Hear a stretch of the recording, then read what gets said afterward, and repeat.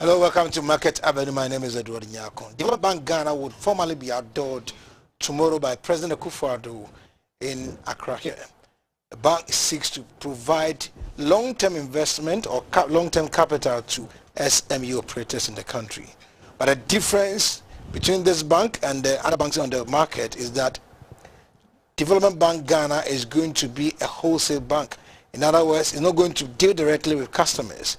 It will ensure that banks, SME operators that need loans will get their loans through the commercial banks, and it's going to be very cheaper compared with the other banks, commercial bank loans on the market. Then we're also going to look at UK. According to Confederation of Business Industry in the UK economy is on the brink of recession, and the factors that are contributing towards this are the surging inflation and then the Russian-Ukrainian war. Before we continue, as we continue this, let's go for the best language for today, and then we'll go to the Ghana Stock Exchange where Esther Edu to pick the performance of the equity market for today.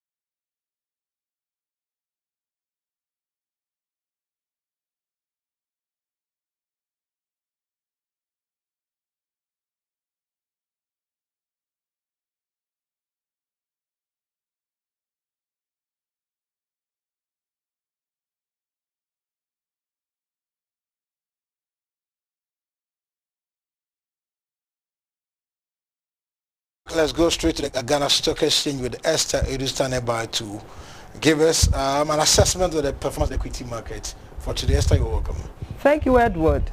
Well, it looks like we started the week on a rather low note. The composite index went down by 8.52 points, 2 equities lost and 1 gained, and the financial stocks also went down by 15.47 points. The year-to-date change has also gone much more into the negatives, and right now we are at negative 8.82%. From the way it's going, I think it's unlikely that we'll end the year on a positive note. And for trading today, in terms of volume, we had 744,981 shares exchanging hands, and they were valued at 605,871.93 Ghana cedis. And the market capitalization as of Friday was around 62 billion, and now we are around 61 billion 990 million. That is a drop of about 3 billion Ghana cedis. You're right. We started the year at 64 billion, and now we are at 61.9 billion. Let's go to the trading results for today. As I said, 2 equities lost and 1 gained. ETI lost a Peswa. GCB lost 6 Peswas, and the gainer was SIC. It gained a Peswa. So the 2 equities that lost were ETI and GCB, and only SIC gained. For the trading results, we have Cal Bank, 271,948 shares exchanging hands. We have CPC, 1,250, EGH, 4,700 shares, and MTN Ghana, 326,444. I think the equity that sold the most today, we have SIC at 128,365, Talo 3, and Unilever 1. So it all summed up to 744,836 shares for today. That was the results from the trading today on the Ghana Stock Exchange. Esther Edu did that, but we'll be right back after the break, and then we'll be joined with Kojo Jan and Paul Apia Kunedu, financial analyst and research fellow at Lagos Business School, to look at the Development Bank Ghana that is coming on stream tomorrow, and then the UK economy that is on the brink of recession.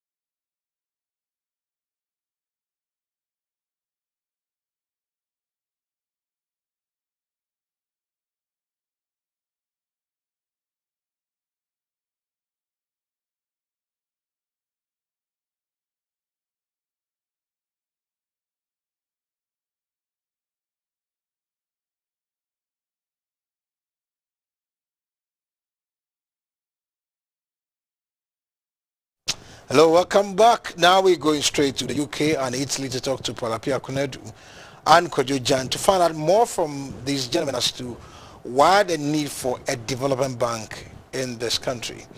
Gentlemen, you're welcome. Thank you very much, Bishop.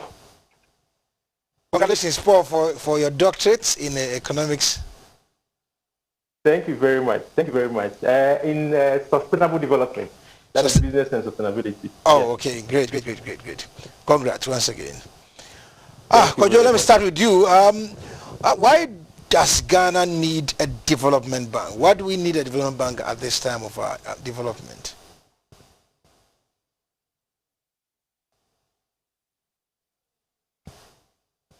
Hello, Kojo Jan. Yes, I'm here. Can you hear me? I'm asking, why do we need as a country a development bank? Well, thank you for the question. As you know, at this time in Ghana's, economic, situation, a development bank is very important, because, first of all, a development bank, will help facilitate and strengthen long-term credit flow to Ghanaian businesses through, the central bank and through, or other lenders, which is very much needed because, as we know, the cash flow within the country is very limited. So anything or any institution that comes in to, help with, facilitating of cash flow to businesses or, institutions to be able to grow, especially the private sector, is well needed.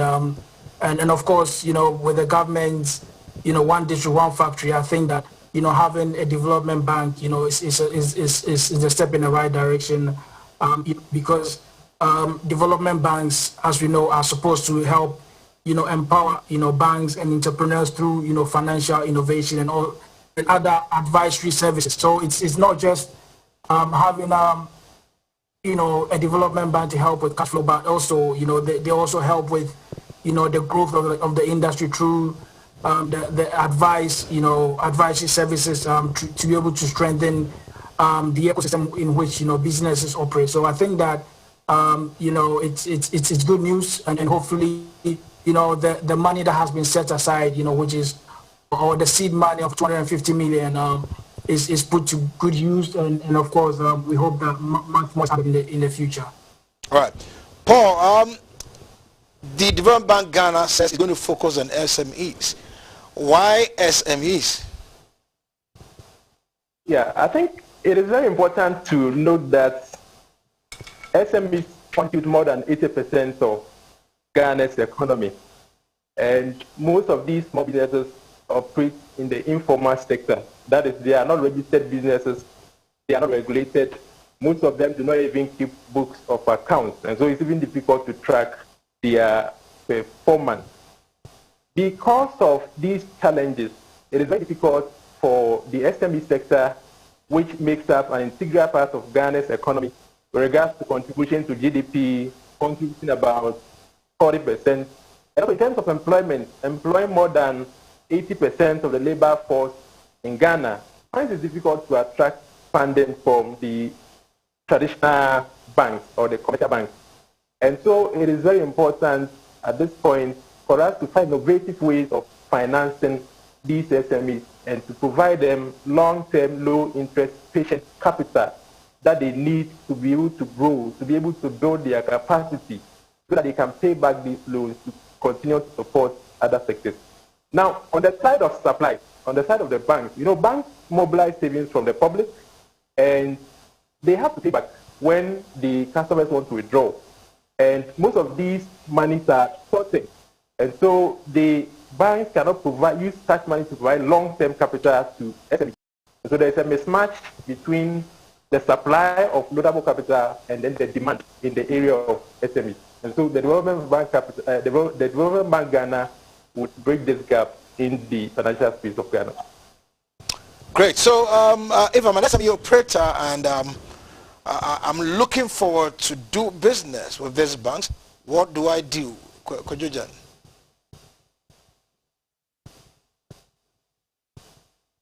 Kojojan, can you hear me? Hello, Bishop. Yes, There's a feedback in. Can you come again, please? Yes, I was asking. I'm an SME operator in Ghana. I want long-term capital. I just heard Development Bank Ghana is going to start operations formally tomorrow. What should I do? What should I do to be able to get access to these long-term funds? Well, as far as I'm concerned, I think that the Development Bank will not be directly dealing with these SMEs or directly with customers. I think that they'll be using or they'll be facilitating these funds through the commercial banks, and other financial institutions that will be part of the funding cycle to help with the distribution of these funds. So I think that it's very important that first of all the mode of application for these funds are made very clear to these institutions.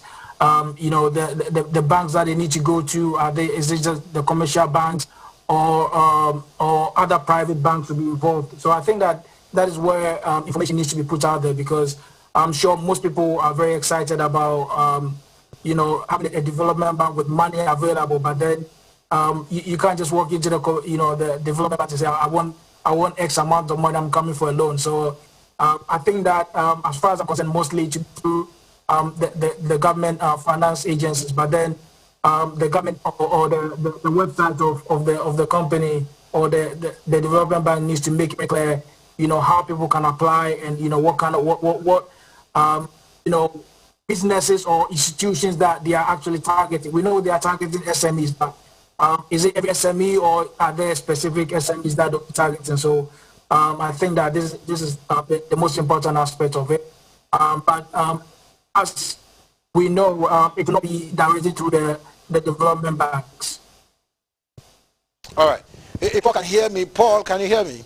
Yes, Paul. So I can hear you, Bishop. yes, great. So Paul, Kojo is saying that the DBG is not going to deal directly with individuals. And so what kind of system do you expect to be put in place to make sure that those who need this money get it, to create more jobs and to prop up the economy? Yeah, that's a very important question, Bishop. First, we have to appreciate the fact that this is not the first time Ghana has set up a development bank.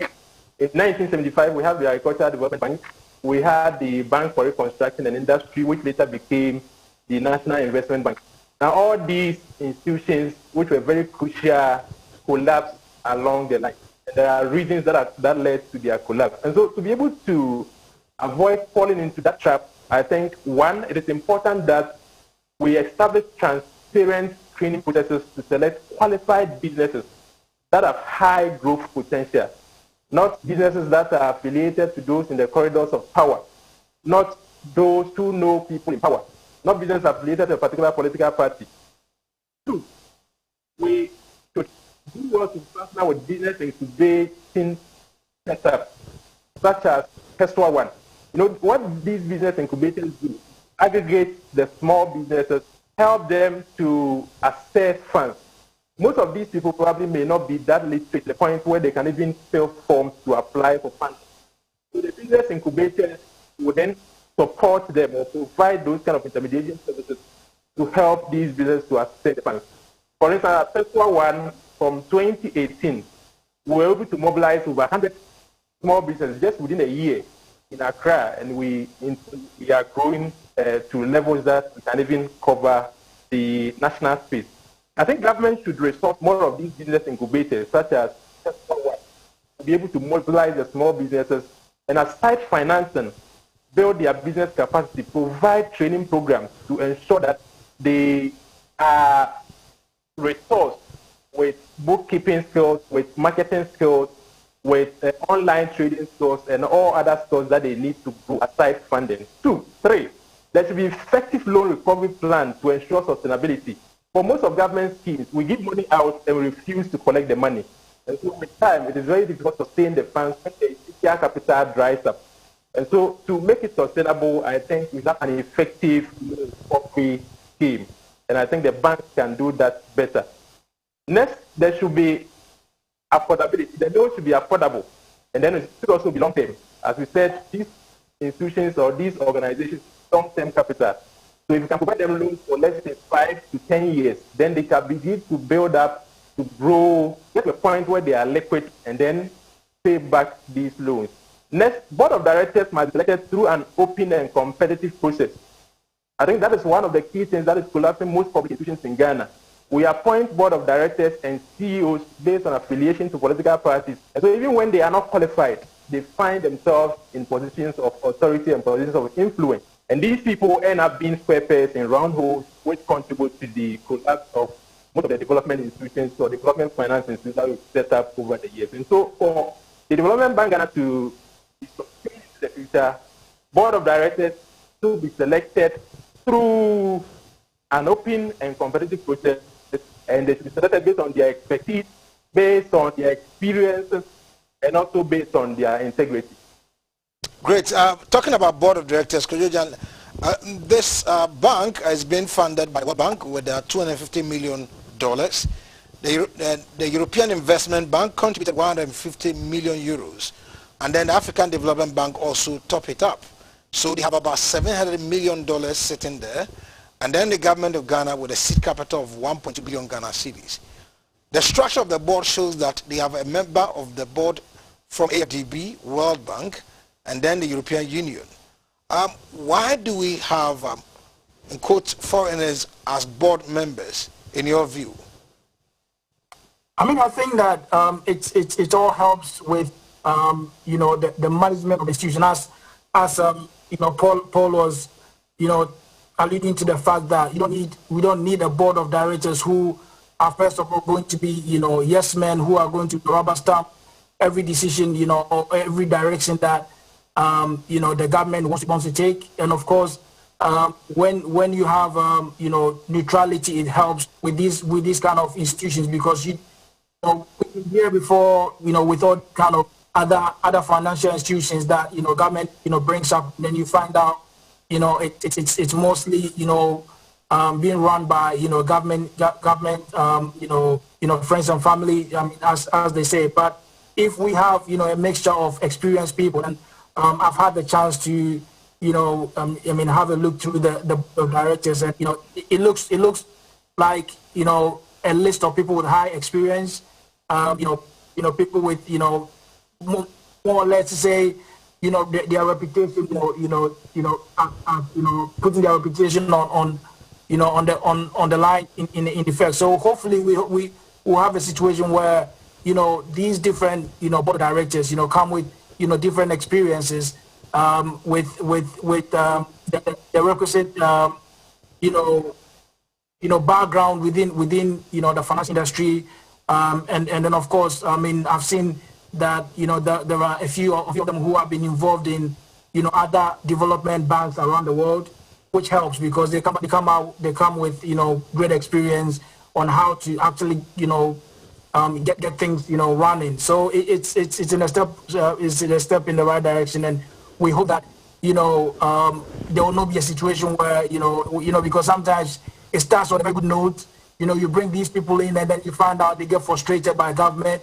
and then the people you think are neutral will end up resigning, and then in the end, government, brings their people in. So we hope that, we'll have a situation where we'll have independent people with the experience that, we are talking about, people who have, their reputation, to protect, and also people who have good intentions that, to see this through. So I think that is quite, a good list of people out there, and hopefully, they can help, to get this going.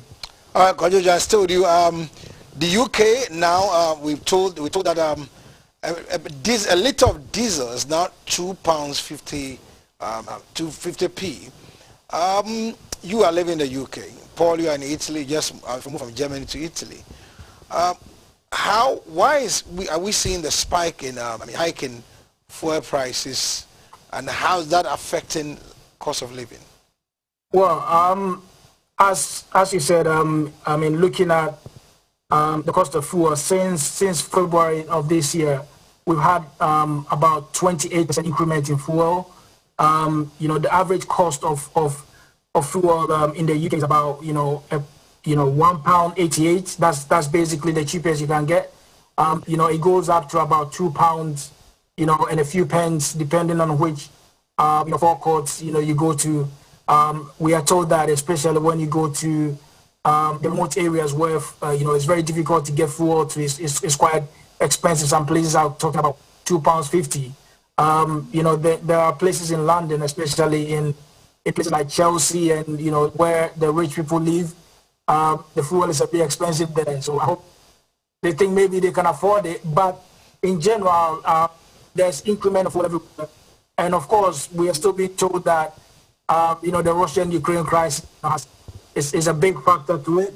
And of course, as we know, when fuel goes up, everything else goes up. There are people who are thinking of, either they buying electric cars or, putting aside their cars and, riding bicycle to work, because that is how expensive it is. And of course, when you go into the shops, you see that, with the high fuel prices brings, at the end of the day, high cost of, products on the shelf, because transportation is expensive for all the grocery companies. So it's a bit of a tough situation, and it doesn't seem to be ending, because we've been told that it could go up as high as £3 in the next few months. So we're just keeping our fingers crossed, because at the moment, if you are driving, let's say a 3-liter car, to fill your tank almost about £130. Normally it would just be around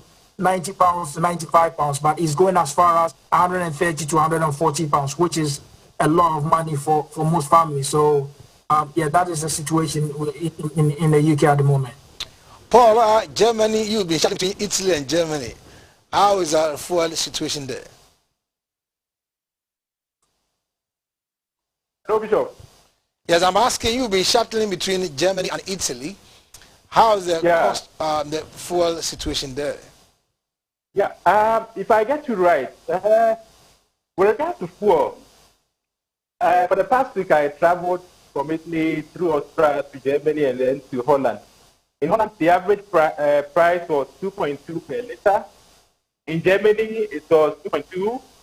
In Austria, it was 2.4. And then in Italy, it was 2.0.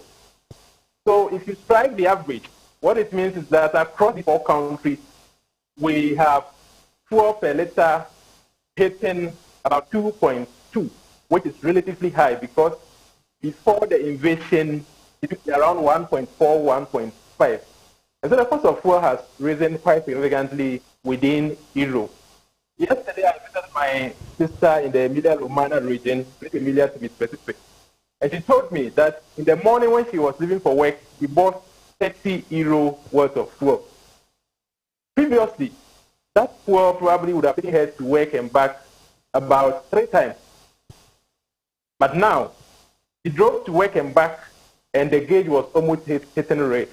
Wow. So this tells you the extent to which the price of fuel has increased within the EU region. But like I said, the good thing is that for those who take the average people, mostly prices are stable because created, and even though fuel prices going up, transportation prices have not been adjusted upwards, and that is helping to tame the high cost of living in the EU. All right. So now, Kojojan, we are told by the Confederation of Business Industry that the UK is on the brink of recession due to a surge in fuel prices, food, and the challenges that is COVID-19 had brought to bear upon the global economy. Is that the case, Kojo? Well, I mean, I think that when you look at the trajectory that the economy is going, it's almost inflation is basically now uncontrollable. I think by the end of the week we'll be getting another, possibly the Bank of England will raise interest rates again to be able to stem the growth of interest rates, and of course when all these, especially the industries, SMEs are all panicking, productivity is quite low at the moment.